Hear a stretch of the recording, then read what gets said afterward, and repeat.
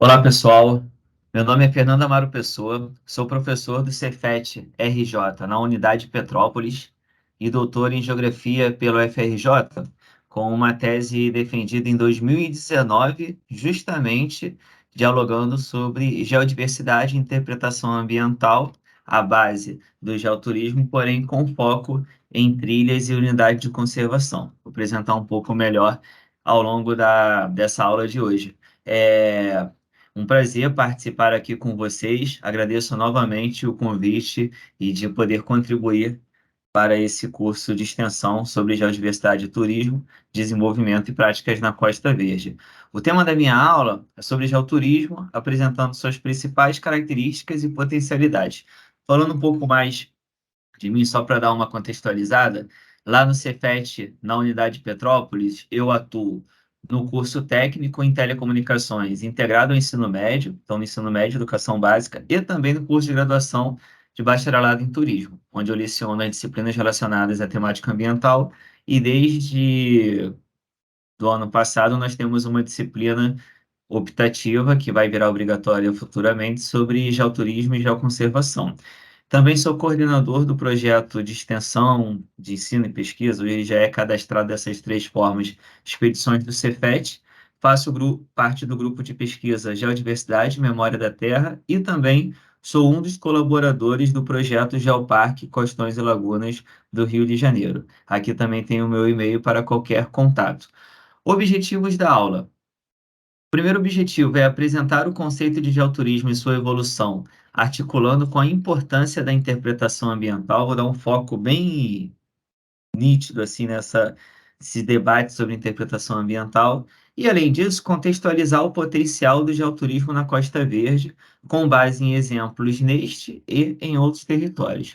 Aqui nós temos vou apresentar para vocês o conteúdo da aula, né? Como que eu dividi um pouco aqui para poder apresentar esse conteúdo. Então, vou iniciar com alguns materiais de apoio que foram utilizados e também as sugestões, né, que eu vou deixar aqui para vocês. Depois esse material será disponibilizado e eu tomei o cuidado de todos os trabalhos, todos os materiais que eu utilizei, eu deixei o link aqui. Então, seja no PowerPoint ou em PDF, vocês conseguem clicar no link e acessar esse material. Então, a ideia mesmo também de divulgar toda essa pesquisa que vem sendo realizada. Depois, entraremos no geoturismo a partir de aspectos conceituais. 3. Notas sobre interpretação ambiental. 4. A importância do território a partir de uma perspectiva multiescalar, em diferentes escalas de análise, por exemplo, escala de um município, unidade de conservação, de um geoparque, né? E, para fechar, eu trouxe alguns exemplos na e para a Costa Verde, a fim de apresentar possibilidades de criar novos roteiros ou qualificar, ressignificar roteiros já existentes, que é algo muito comum, né, na verdade, como já é uma região, podemos dizer assim, né? A região da Costa Verde, onde nós temos diversas atividades turísticas, onde há o potencial também de inserir aspectos da geodiversidade nesses roteiros ou nessas atividades, nesses atrativos turísticos, muitas vezes nós estamos qualificando ou ressignificando roteiros já existentes.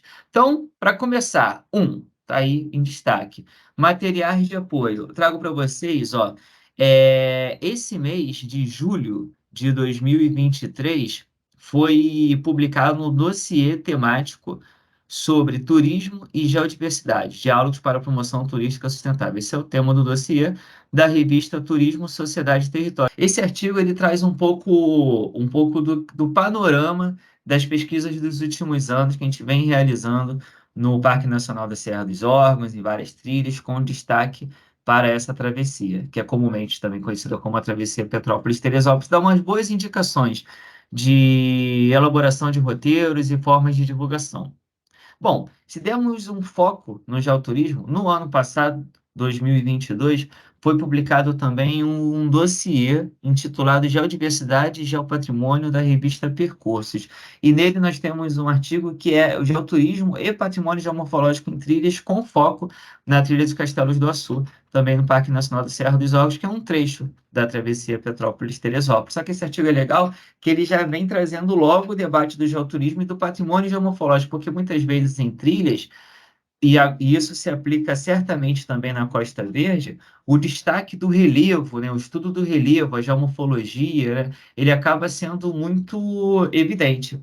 E muitas vezes a principal motivação para a visitação em determinadas áreas. Então é algo que consegue, né, a gente consegue, a partir do debate do relevo, da geomorfologia, algumas vezes enquanto patrimônio, trabalhar essas questões do geoturismo. Bom, em 2020, se eu não me engano, ou 2021, foi publicado o Manual de Desenvolvimento de Projetos Turísticos de Geoparques no Brasil. Esse é um material também muito bom, porque fica a sugestão de leitura, porque ele traz uma série de debates sobre a evolução de alguns conceitos fundamentais que vocês viram aqui ao longo do curso, e também formas de implementação, discutindo os geoparques no Brasil, tanto os já chancelados, reconhecidos pela Unesco, quanto os projetos. Bom, e aqui esse documento da União Internacional para a Conservação da Natureza, que traz diretrizes para a geoconservação em áreas protegidas, né? Por exemplo, o que seria, né, seriam as nossas unidades de conservação. Além disso, essa é a minha tese, Geodiversidade e Interpretação Ambiental em Trilhas, Travessia Petrópolis-Teresópolis, Parque Nacional da Serra dos Ogros, abaixo o link. E qual a ideia? Trabalhar geodiversidade e interpretação ambiental, mas geodiversidade num contexto bem amplo, né? Ao longo do curso, vocês foram discutindo esse conceito, mas eu trago aqui novamente pensando nisso, geodiversidade no contexto amplo.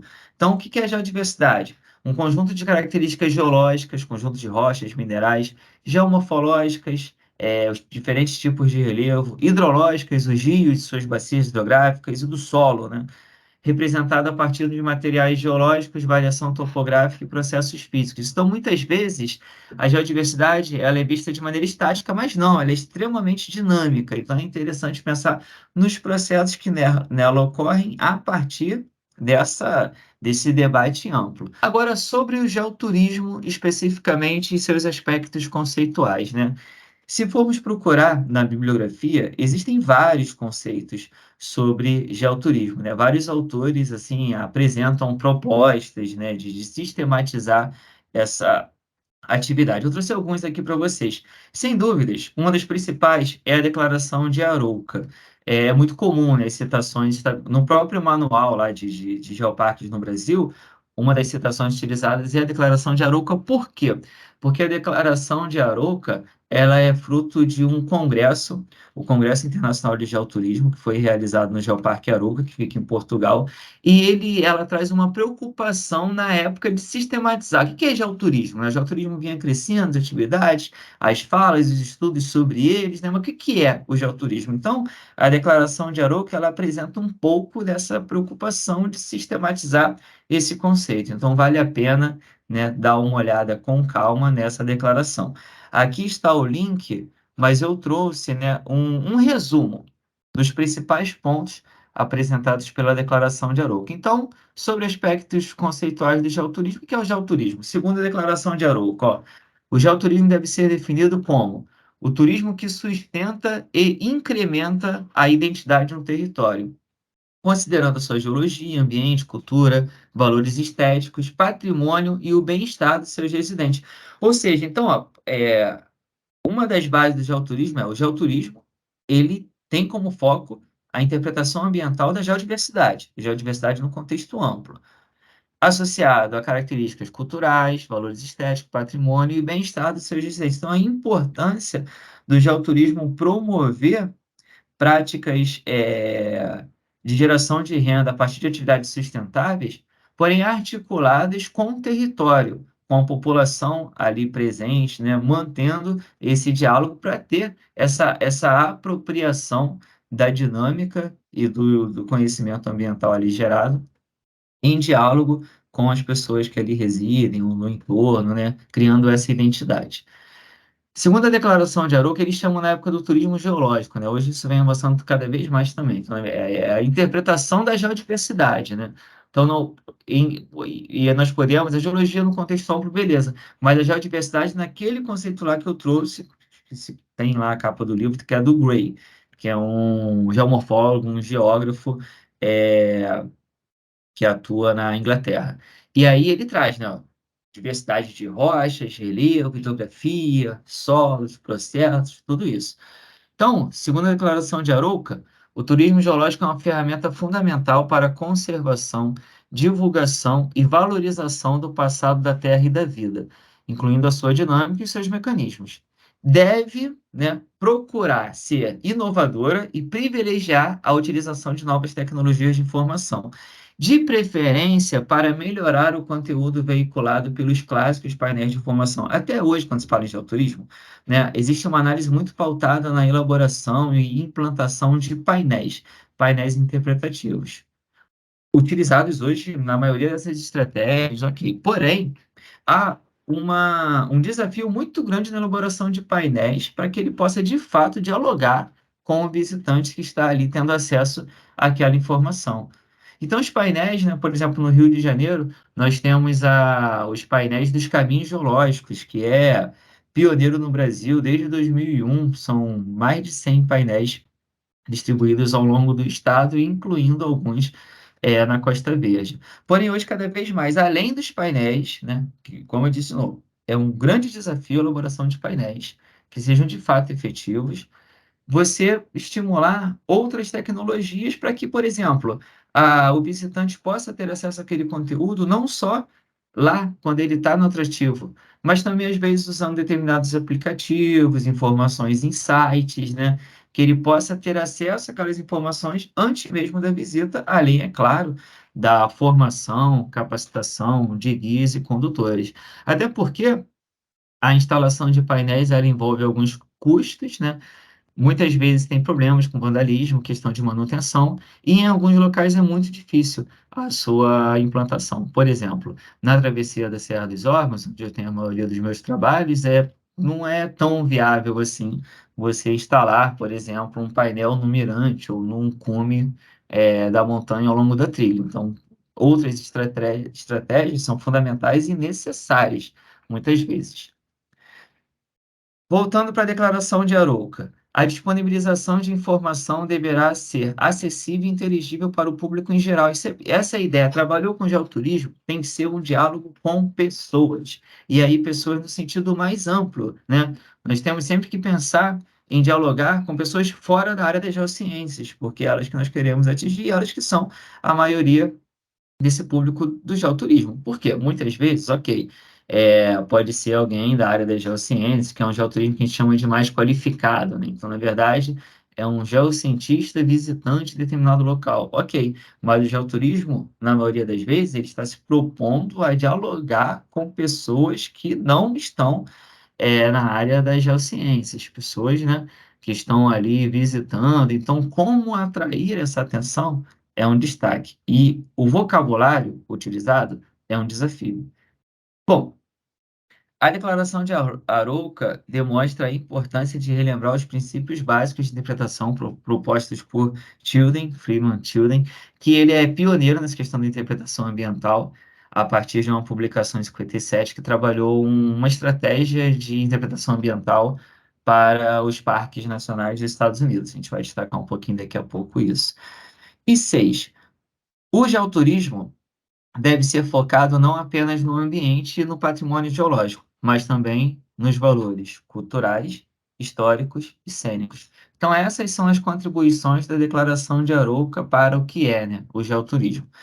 Naquele Manual de Desenvolvimento de Projetos Turísticos de Geoparques no Brasil, ele traz uma citação de Silva, Neiva e Fonseca Filho, que diz o seguinte, ó, sobre o geoturismo.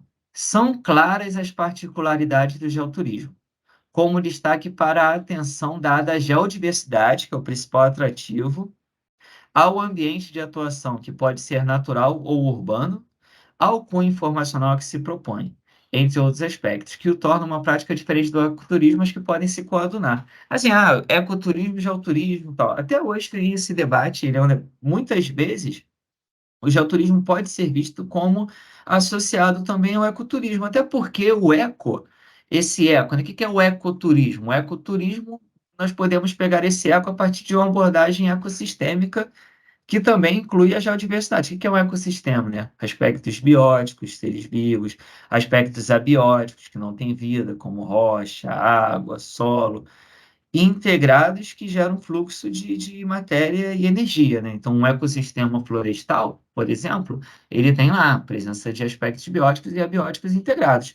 Então, o ecoturismo feito de maneira adequada, a partir de uma abordagem ecossistema, inclui aspectos da geodiversidade. Só que o geoturismo ele é focado na geodiversidade, daí a sua diferenciação. E uma das principais diferenciações do geoturismo para o ecoturismo é que nós temos também o geoturismo urbano, né?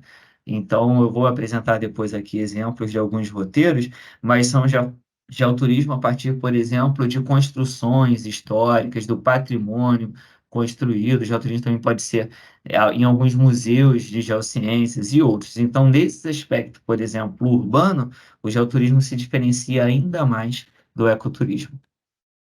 Esse é um conceito elaborado pela professora Kátia Mansur, publicado na revista A Ponte, em 2021. E ela traz uma abordagem interessante. Ó. O que é o geoturismo? O geoturismo é uma forma de turismo que sustenta e incrementa a identidade de um território, considerando a divulgação aos viajantes de sua geologia, paisagem, ambiente, cultura e patrimônio, de forma a propiciar o aporte de fundos para a conservação de sua herança e apoiar o empoderamento político das comunidades locais, o respeito aos direitos humanos e da natureza e ao bem-estar de todos os residentes, né? Esse é um artigo que ela apresenta intitulado Geoturismo, oportunidade para quem? O que fica claro? Interpretação ambiental da geodiversidade, geração de renda associada a comunidades locais, para o bem-estar da população ali presente. Então, um aspecto amplo, né, dessas atividades geoturísticas que nós devemos levar em consideração. Então, esses são aspectos conceituais, eu trouxe aqui algumas citações, né, para a gente poder ter em mente o que é o geoturismo. Agora, vou apresentar algumas notas sobre interpretação ambiental, né, que é esse destaque, como promover. Por quê? Por exemplo, vou apresentar aqui um exemplo de potencial geoturístico para uma trilha na Ilha Grande, a trilha lá do Pico do Papagaio. Ok. Se for uma simples visitação, não é geoturismo, é uma visitação. Vou lá no Pico do Papagaio, volto, tal, tiro minhas fotos, selfie, posto. Não é geoturismo, é uma simples visitação. O que diferencia essa visitação de uma atividade geoturística? A prática da interpretação ambiental. Então, vamos ver agora como é a interpretação ambiental, como ela pode ser, quais são os debates envolvidos e quais são os desafios para uma boa interpretação ambiental. Boa no sentido assim, de uma interpretação ambiental adequada, né? Eficiente. E não existe uma regra. Existem adequações aos exemplos onde essa interpretação ambiental será desenvolvida. Mas a importância da interpretação ambiental que define o geoturismo, ao meu ver. Bom, Turing, em 57, depois de reeditado em 77, desenvolveu programas interpretativos para o Serviço Nacional dos Parques dos Estados Unidos. O que ele apresenta como princípios da interpretação ambiental? Provocar, relacionar, revelar. A interpretação visa provocar uma reação, o que pode ser relacionado com a experiência das pessoas e, finalmente, revelar mais conexões. A interpretação ambiental, segundo o tio dela, é uma atividade educativa que tem como objetivo revelar significados e relações através da utilização de objetos originais, por experiência direta e por meios ilustrativos de comunicação, ao invés de simplesmente comunicar informação factual. Então, não é só isso é aqui. Como essa rocha se formou? Se formou assim. Não, tem que ter essa relação, esse envolvimento, provocar essa curiosidade, até para estimular que as pessoas busquem essa informação. Por exemplo, quantos aqui já viram um painel interpretativo em determinado local e nem chegaram perto para ver o que tinha ali? Vê se olha de longe, vê o painel, muito texto, então não chama atenção, tal. Então, desde a a estimular a curiosidade, para a pessoa chegar naquele painel e ter acesso àquela informação, já é uma estratégia importante de interpretação ambiental. Como eu disse, isso é um grande desafio, né? Por isso que é muito importante, ao longo da elaboração de atividades geoturísticas, sempre desenvolver, estabelecer diálogos no território com diferentes atores que ali atuam, né? Porque a partir desses diálogos você consegue ir percebendo o que que chama mais atenção, qual a maior curiosidade, qual a maior demanda, né? Aí você vai desenvolvendo um atrativo turístico em consonância com as pessoas que ali estão, que aí também vão se sentir pertencentes à elaboração daquele roteiro, contribuindo para a sua elaboração e também para a sua divulgação. Tio também traz o seguinte, ó, informação não é o mesmo que interpretação. Então não é só você chegar lá e estar promovendo. Não. Você precisa ter essa estratégia de interpretação ambiental e não saber só o conteúdo. Isso é uma questão interessante. Ao longo das aulas do curso, foi apresentado aqui, por exemplo, a base, as informações sobre a geodiversidade da Costa Verde, elas já existem. Então, são vários mapeamentos. Na primeira aula lá sobre geodiversidade, o geógrafo Marcelo Dantas, do Serviço Geológico do Brasil, apresentou. Nós temos um mapa da geodiversidade do Rio de Janeiro com informações muito detalhadas, por exemplo, além de diversos outros materiais. Essas informações existem. Então, na prática, o nosso desafio é promover a interpretação ambiental a partir de materiais já existentes. A gente não precisa fazer um mapeamento geológico, morfológico, isso tudo já está pronto. Então, na verdade, é você pegar esses materiais e utilizá-los para a prática do geoturismo. Esse é o desafio. Tilden traz que a interpretação é mais facilmente pensada como envolvendo cabeça, a informação, o coração, conexão emocional e a mão, a ação. Então, essas três, você se sentir ali, instigar em saber mais sobre aquele conteúdo, fazer parte do ambiente e tal. Ainda sobre interpretação ambiental, o ICMBio, o Estudo de Médio de Conservação da Biodiversidade, ele traz um manual de interpretação ambiental nas unidades de conservação federais, né? Então, tem esse plano de interpretação ambiental para as unidades de conservação. E estabelece uma diferenciação entre interpretação pessoal. A interpretação é pessoal quando existe interação direta entre o intérprete e o público. E a interpretação não pessoal, que é aquela feita por intermédio de ferramentas físicas que promovam a interpretação.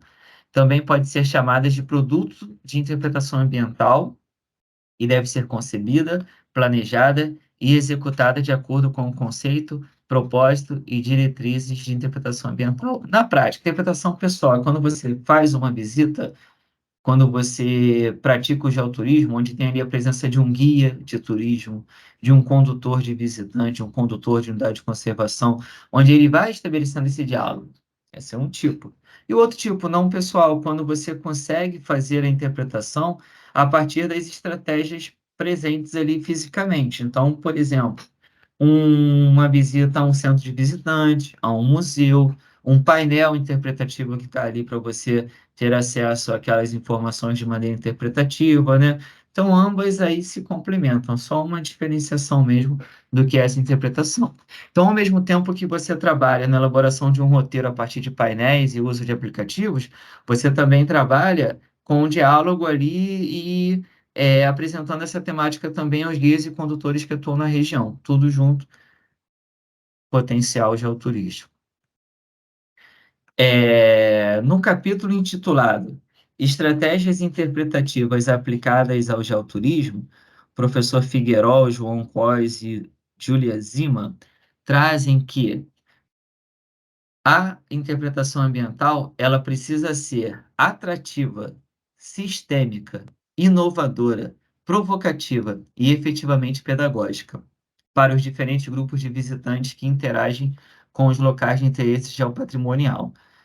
Assim, investir em métodos inovadores de interpretação pode representar não apenas um aumento do fluxo de visitantes a esses locais de interesse, mas especialmente uma maior valorização, respeito e conservação do patrimônio visitado. Por isso que o geoturismo ele está articulado com o geopatrimônio, que foi uma das aulas do curso, porque ele promove, às vezes ele reconhece, ele direciona quais áreas podem ser apresentados como geopatrimônio, e também tem uma contribuição fundamental nas estratégias de geoconservação. Então, o geoturismo não está isolado, né? Bom, no livro intitulado Geoturismo e Interpretação Ambiental, do ano de 2014, a professora Jasmine, da UEPG, Universidade Estadual de Ponta Grossa, esse livro é um dos pioneiros também sobre a temática no Brasil, traz que a interpretação ambiental é considerada como uma parte da educação ambiental. Então, a educação ambiental é algo maior e a interpretação ambiental é uma das estratégias de educação ambiental, sendo o termo usado para descrever as atividades de uma comunicação realizada para melhor compreensão do ambiente natural em áreas protegidas, museus, centros de interpretação da natureza, entre outros. Bom, então traz essa abordagem ampla da interpretação ambiental. E agora, sabendo melhor o que é e quais são os desafios de uma interpretação ambiental, podemos abordar que existe um grande potencial para o seu desenvolvimento em trilhas, unidades de conservação, municípios, geoparques e outros. Daí a questão da abordagem multiescalar, porque esse potencial ele se integra, né? Porque a trilha pode estar dentro de uma unidade de conservação que está no município que está dentro do geoparque. Então você pode trabalhar a partir dessas diferentes escalas de análise, escalas de território, porém elas, na prática, estão interligadas. Bom, por isso, é importante destacar a importância do território nessa perspectiva multiscalar. Então, por exemplo, né, essas atividades geoturísticas, a partir de estratégias de interpretação ambiental, podem ser direcionadas para geoparques. Então, eu tenho aqui, ó, o primeiro geoparque do Brasil, o Geoparque Araripe, muitos anos ficou só o Geoparque Araripe. Ano passado tivemos, né, o reconhecimento, a chancela da Unesco para o Geoparque Seridó, no Rio Grande do Norte, o Geoparque Caminhos do Sul, Caminhos dos Cânions do Sul, ali na divisa entre Rio Grande do Sul e Santa Catarina, a área dos cânions. Esse ano nós tivemos, né, mais dois geoparques reconhecidos no Brasil pela Unesco, Quarta Colônia e Caçapava, ambos no Rio Grande do Sul. Esse ano, dois estão sendo avaliados, né? É bem provável que em breve a gente tenha novidades em relação a isso. Os que estão em avaliação agora são o Geoparque Uberaba e o Geoparque Chapada dos Guimarães. Chapada dos Guimarães e Uberaba. Então, vamos ver aí, tudo dando certo. Até o ano que vem teremos mais dois geoparques chancelados no Brasil.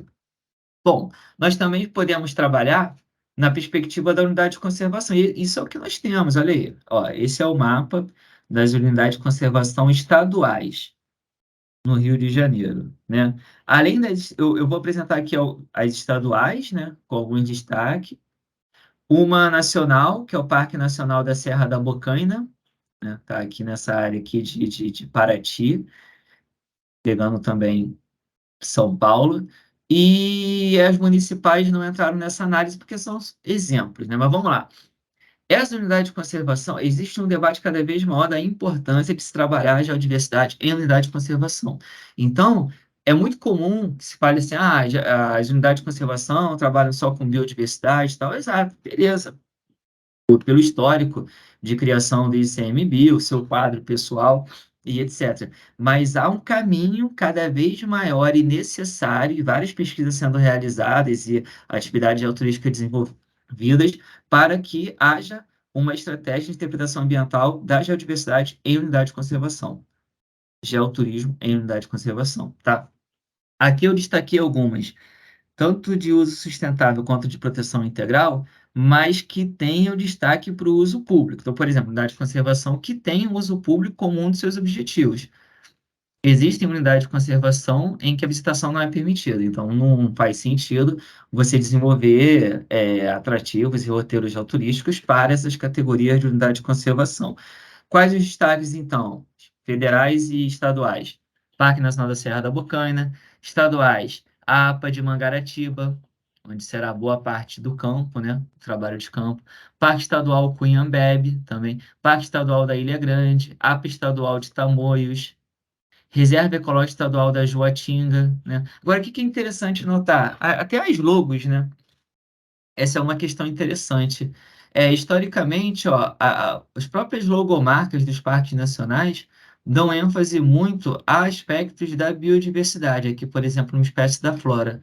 As logomarcas das unidades de conservação estaduais, elas já trazem essa interação. Então, geralmente, ó, você vai ver nessas logos aspectos da bio e da geodiversidade. Percebam, ó, APA Mangaratiba, bio e geo. Parque Estadual da Ilha Grande, bio e gel. Ó, Pico do Papagaio, uma geoforma aqui, geodiversidade, as praias, montanhas, o bugio, biodiversidade. E às vezes também, além da bio e da gel, alguns aspectos históricos e culturais. Então, por exemplo, a presença indígena, a presença de pescadores tradicionais e outros. Então, às vezes, as próprias logomarcas abordam também essa questão de quando há um foco muito grande na bio e quando há um foco também presente na geodiversidade associada a aspectos históricos e culturais. Nesse sentido, as logomarcas das unidades de conservação estaduais parecem estar mais adequadas. Também podem ser em trilhas, e aí eu posso citar a Rede Brasileira de Trilhas de Longo Curso e Conectividade e o Caminho da Mata Atlântica, que ambos têm trechos na Costa Verde do Rio de Janeiro. Inclusive, uma que eu posso citar, a Volta da Ilha Grande faz parte da Rede Brasileira de Trilhas de Longo Curso. E o que é interessante pensar em trilhas? As trilhas podem ser vistas como ferramenta de conservação, promoção de recreação e saúde e geração de emprego e renda. Então, falou em trilha, é isso. Você pode trabalhar o geoturismo em trilha e você está trabalhando com a conservação da natureza ali presente, promovendo, por exemplo, a conectividade entre diferentes unidades de conservação ou entre fragmentos florestais da Mata Atlântica, no caso da Costa Verde, recreação e saúde, recreação e lazer, e gerando emprego e renda localmente associado ali, por exemplo, àquela comunidade do entorno. Essas informações estão no site da Rede Brasileira de Trilhas. E no Caminho da Mata Atlântica também, ó, trilhas e áreas protegidas, necessidade do engajamento, é muito comum voluntariado utilizado nessas iniciativas, a cadeia produtiva do turismo e a realização de pesquisa e conservação. Então, essa é a ideia de se trabalhar em diferentes territórios, seja do geoparque, seja de unidade de conservação, seja dos municípios, que está aqui nesse mapa. Então, pode ter uma promoção do geoturismo no município de Mangaratiba, escala municipal. Essa escala municipal vai envolver diferentes trilhas e unidade de conservação, por exemplo, ou de trilhas. Bom, agora eu vou citar aqui falar sobre alguns exemplos, né, para justamente estimular esse momento que estamos aqui nesse curso de trabalhar geoturismo na Costa Verde do Rio de Janeiro. Bom, lembrando, muitas vezes você cria novos roteiros, então você está criando um novo roteiro, criando ali um novo, é, estabelecendo um potencial geoturístico, mas muitas vezes, e isso é importante deixar claro, nós estamos qualificando, ressignificando roteiros já existentes. Então, às vezes, roteiros muito visitados que você está dando ali novos significados para qualificar ainda mais aquela visitação. Um exemplo. Aí eu vou trazer de outros territórios para a gente poder pensar na aplicação, né? Não igual, é claro, porque precisa ter a especificidade do território, mas criar ideias, né? Então, por exemplo, lá no Parque Nacional da Serra dos Órgãos, nós criamos roteiros em trilhas que nós estabelecemos nas trilhas. Alguns que nós chamamos de locais de interesse da geodiversidade, em que a gente cria um roteiro a partir de informações divulgadas da geodiversidade em cada um desses locais.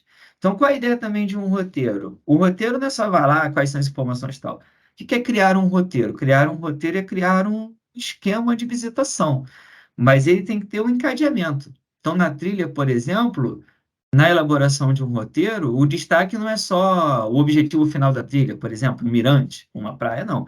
As informações devem ser divulgadas né, estratégia de interpretação dos locais ao longo da trilha, porque todo o percurso importa e não só o ponto final. Por exemplo, vamos criar um roteiro de um filme. Pensa só, é a elaboração ali de uma história que vai contar ao longo do filme. Um roteiro para uma trilha, a história ali ao longo desse roteiro. Um roteiro para os aspectos históricos do patrimônio construído em Mangaratiba. Tá lá, um roteiro através desses pontos. Ilha Grande, Angra dos Reis, Paraty, por aí vai, tá? Bom, só que nessas trilhas, qual foi a estratégia utilizada? Para divulgação, nós utilizamos o aplicativo de navegação Wikiloc, que é um aplicativo muito utilizado para quem realiza trilhas, né?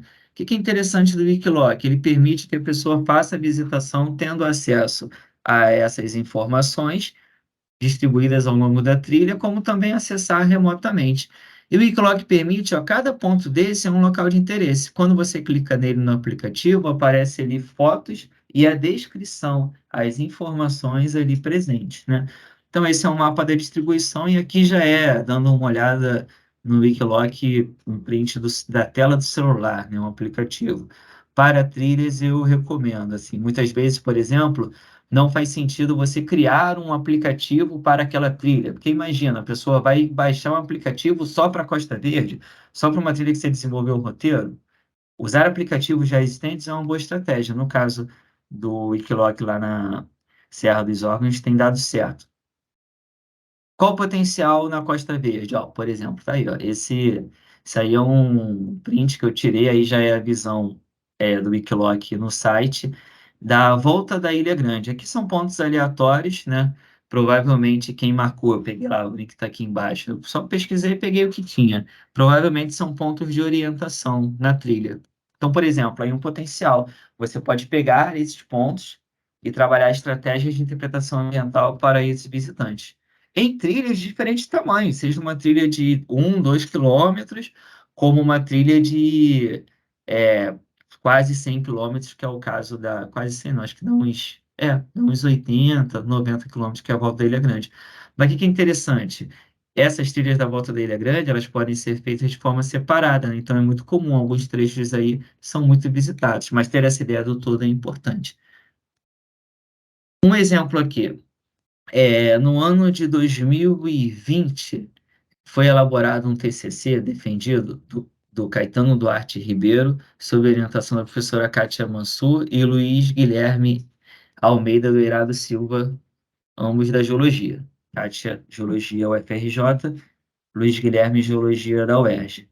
E esse TCC, ele tratava da elaboração de um roteiro geoturístico em trilhas da porção leste da Ilha Grande. Eu fiz parte da banca de avaliação. O Caetano, defendendo lá o seu TCC para a graduação em Geologia na FRJ, ele elaborou alguns roteiros, propôs, né, alguns roteiros para Ilha Grande. Eu vou destacar aqui dois: o roteiro para a Cachoeira da Feiticeira e o roteiro para o Pico do Papagaio, já indicando que as informações não estão sistematizadas em alguns aplicativos e há o potencial para uso no aplicativo Wikiloc. O que ele fez? Ele estabeleceu lugares de interesse geológico nessas trilhas, a nomeação desses lugares, as coordenadas e depois algumas informações ao longo de cada um desses lugares. Eu vou destacar aqui alguns deles, só para a gente pensar como que isso pode ser feito. Por exemplo, Cachoeira da Feiticeira, ficaria o acesso por Abraão, geralmente. Nas informações ele traz, Cachoeira da Feiticeira, então você pode ir lá, qual a informação que pode ser passada, como que a geodiversidade pode fazer parte dessa visitação. Maior queda d'água de toda a ilha, com aproximadamente 15 metros. Beleza. Trata-se de um dique, uma intrusão magmática que atravessa uma rocha pré-existente, que é o Charnoquito. Ok, então são duas rochas, uma entrou, né, uma intrusão do dique numa rocha anteriormente já existente. Bom, esse contato entre as duas rochas está bem aqui onde é a queda d'água. Ó. Aqui é uma rocha, aqui está o limite, ele vem, aqui outro limite. Então, olhando assim, são duas rochas diferentes. Essas rochas contam uma história. Aqui nessa foto aqui de maior detalhe, ó, dá para ver certinho esse contato entre os dois tipos de rocha, onde está aqui o martelo. Ó. Aqui é uma rocha, está até traçado aqui, aqui é uma rocha, aqui é outra.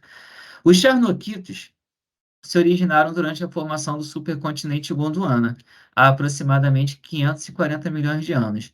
Já o dique de Diabásio registra a época da abertura do Oceano Atlântico, ocorrida entre 140 e 125 milhões de anos. Então, essa rocha aqui, o Charnoquito, é uma rocha bem mais antiga que essa rocha aqui, que é o dique de Diabásio.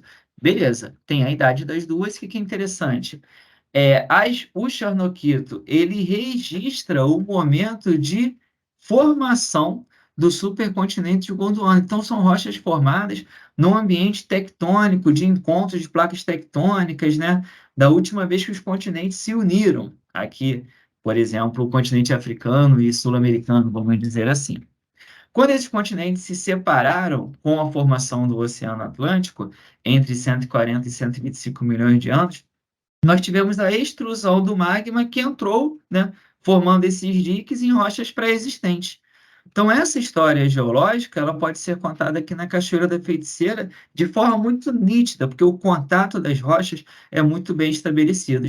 É muito bem estabelecido. Então, são rochas diferentes, com idades distintas e que registram processos também distintos. Mas processos esses que contam o histórico aí de é, colisão continental e separação continental com a formação do Oceano Atlântico. Então, as rochas contam essas histórias. E no Pico do Papagaio, o próprio nome já está associado à geodiversidade, né? Que é a geoforma, olhando assim, parece, né? Um papagaio. Então, a partir desse interesse, por exemplo, do nome dado a esse pico, esses nomes geográficos a gente chama de toponímia. Muitas vezes a toponímia é o ponto que a gente consegue estabelecer o diálogo com as pessoas que vão ali visitar aquela trilha. Então você vê, ó, Pico do Papagaio. Por que papagaio? Pela geoforma, que é a forma ali do topo. E como ele se formou? Aí você consegue chamar a atenção para estabelecer uma interpretação ambiental da geodiversidade. Então, ó, nessa foto aqui tirada lá do TCC do Caetano, setas indicando fraturas de alívio que moldaram o pico do papagaio. Então, beleza, é um processo da geodiversidade. Em sua base, é possível observar as fraturas que modelaram a forma do pico. São chamadas de fraturas de alívio e ocorrem quando o topo é erodido e a resultante da pressão entre a parte superior e inferior muda, causando fraturamento e esculpindo a rocha. São rochas formadas em grande profundidade quando vão chegando, né, perdendo essa profundidade, chegando à superfície, elas vão diminuindo a pressão e criando essas fraturas, né, essas quebras, né, de parte dessas rochas.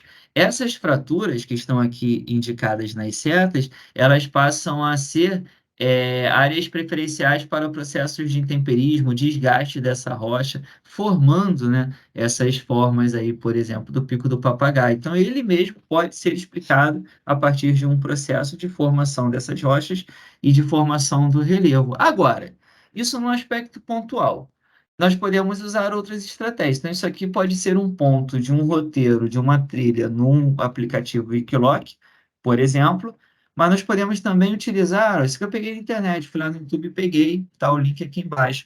Podemos usar imagens de drone. Muitos locais da Costa Verde, nós já temos essas imagens do drone disponíveis na internet. Eu peguei no YouTube, mas às vezes se você vai lá, entra em contato com a pessoa que elaborou e ela te fornece em alta resolução para você utilizar em suas estratégias de interpretação ambiental. Olha aí o Pico do Papagaio, imerso na Mata Atlântica da Ilha Grande. Nesse trecho, né, muito bem desenvolvida, preservada ao paredão onde se chega, as rochas expostas, esses afloramentos rochosos.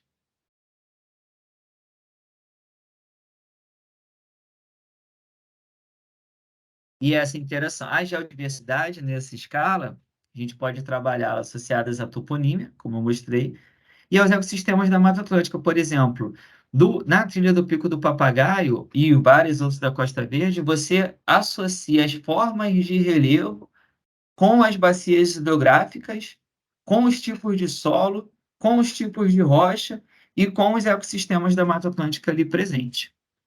Essa questão da toponímia é interessante, ó, dos nomes geográficos, né? Por exemplo, o pico, aqui eu tirei um print do OpenStreetMap, que é uma base de mapeamento colaborativo utilizada pela maioria dos aplicativos que os visitantes usam, assim, quando vão visitar determinadas áreas, OpenStreetMaps. O que que ele traz aqui, por exemplo, nesse print que eu tirei? O Pico do Papagaio tem 982 metros de altitude. Pico da Pedra d'Água, 1.035 metros. Ó, então, o Pico do Papagaio não é o ponto culminante, né, da Ilha Grande, é o da Pedra d'Água. Agora, olha essa toponímia, ó, o nome, Papagaio, geoforma. Pedra d'Água associada certamente a áreas de nascentes, né, áreas de abastecimento de bacias hidrográficas ali presentes. Então, nesses ambos casos, as duas maiores altitudes da Ilha Grande, eu poderia dar exemplos aqui em várias áreas da Costa Verde, nós temos a toponímia associada a processos da geodiversidade. Só para a gente ir pensando. Bom, mudando um pouco, o geoturismo também pode ser urbano, né? Eu trouxe esse print do site do grupo de pesquisa Geoereditas, lá do Instituto de Geociências da USP, Universidade de São Paulo. Interessante, ele traz o seguinte, ó, geoturismo urbano. Geoturismo também inclui o patrimônio construído, ou geoturismo urbano, já que muitos monumentos e edifícios são construídos por pedras, que por sua vez são elementos da geodiversidade. Afloramentos de rochas também podem ser encontrados no perímetro urbano, unindo-se assim aspectos naturais e construtivos. Então, ó, eles têm roteiros disponíveis no site. Então, esse roteiro geoturístico aqui do centro de São Paulo, você clica, está lá aparecendo. Então, você pode fazer de forma virtual, como você pode fazer em campo, né? Lá na cidade mesmo, no centro de São Paulo. Como você pode ter ali um guiamento específico só para esse roteiro, mas eles também estão fazendo de outras formas. Existe um modelo 3D do Forte São João, existe um modelo 3D do Monumento Ramos de Azevedo. Então você já começa a trabalhar aqui aquilo que a gente falou lá no início sobre geoturismo e interpretação ambiental, que é a criação de inovações, né? Diferentes formas de se estabelecer uma interpretação ambiental. O geoturismo urbano é um importante potencial nos municípios da Costa Verde do Rio de Janeiro. Na Costa Verde do Rio de Janeiro também é interessante porque muitos dos atrativos ou muitos dos processos você consegue acessar pelas estradas, notadamente a Rio Santos, né? A BR-101. E eu trago a contribuição dessa pesquisa que apresenta o seguinte, ó, ele traz um mapa georrodoviário do estado do Rio de Janeiro, uma pesquisa publicada na revista do Serviço Geológico do Brasil. Um produto para estimular o geoturismo e divulgar a geodiversidade do Rio de Janeiro. Vale a pena. Como ele trata todo o Rio de Janeiro, também tem algumas indicações para a Costa Verde do Rio. Então, imagine, pode ter uma estratégia de interpretação ambiental de geoturismo de quem está percorrendo a Rio Santos ao longo, né, desse trajeto. E nesse sentido, fica muito clara a importância de se trabalhar a geodiversidade, não só por seus aspectos cênicos, processos, né, a questão ali da beleza ou patrimonial propriamente dita, mas também a questão dos riscos, né?